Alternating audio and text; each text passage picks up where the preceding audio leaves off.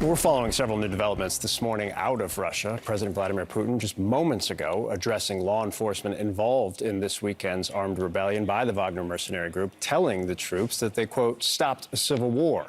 Russia also announced it is dropping charges against the Wagner group and its leader, Yevgeny Prigozhin, and that the mercenaries are preparing to hand over heavy military equipment to Russian troops. Joining us now is Bill Browder, a longtime Putin critic who was once the largest foreign investor in Russia and is now one of the Kremlin and President Putin's most significant enemies. Putin has singled him out multiple times, including in 2018, as he stood next to then-President Trump in Helsinki. Browder is also the author of Freezing Order, the true story of money laundering, murder, and surviving Vladimir Putin's wrath. Bill, thanks so much for joining us. I think I actually want to start there, because throughout the course of this weekend and in the days since, I have constantly wondered, when is the crackdown happening? There's no way that Yevgeny Prigozhin can be allowed to just go to Belarus or go to Africa, wherever he might want to go. That seems like an inevitability, is it? Yeah, well, I mean, basically, Putin he can't tolerate being disrespected. This is the psychology of Russian leadership is like the psychology of a prison yard. In order for Putin to have been the leader for 23 years, he's had to be seen to be the meanest guy in the prison yard, the one who would cause damage to anybody who even looked at him the wrong way. And Yevgeny Prigozhin didn't just look at him the wrong way, he disrespected him in the most massive, humiliating way. And so it's not just a question of what happens to Prigozhin, but it's a question of what happens to all the other people who either didn't immediately declare loyalty to Putin during that day, or who kept quiet, or who perhaps were even working on the other side.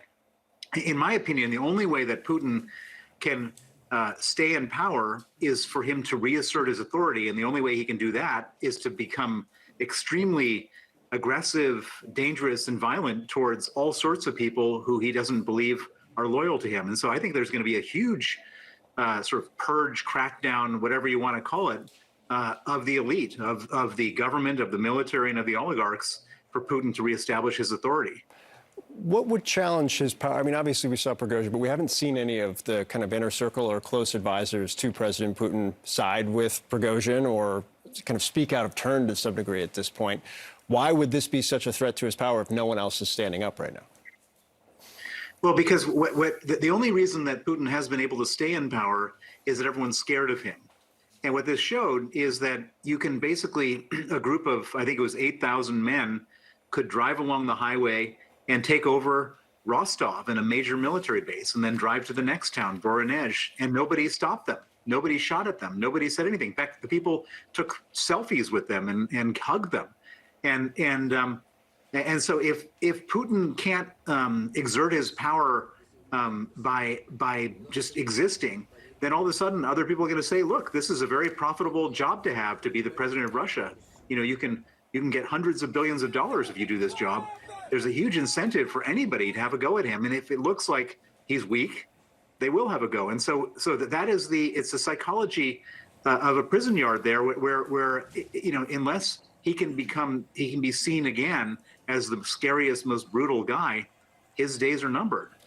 I was struck yesterday, former Ambassador John Bolton told my colleague Poppy, don't underestimate the possibility that Putin could turn this to his advantage. Do you think that's overstating his 23 years of ability to do such things, given what we saw over the course of the last 4 days?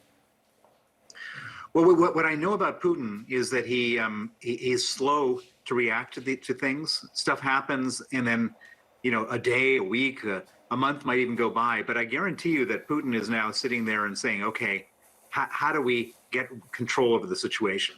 And he can use this situation to organize and justify a massive crackdown.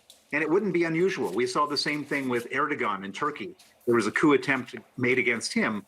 What did he do with that? He arrested everybody in sight. I mean, like literally like 50,000 people went to jail in Turkey of people who he didn't trust. And I'm almost certain that Putin will do that. And if he does do that, if he takes this coup as a sort of impetus to even crack down further, then he may very well end up even with more control over the the Russian situation than he had before. But it could also go the other way, and that's why we're in this period of really dramatic uncertainty. Yeah, and that's the new dynamic. No question about that. Bill Browder, your perspective is valuable. Thank you as always, sir.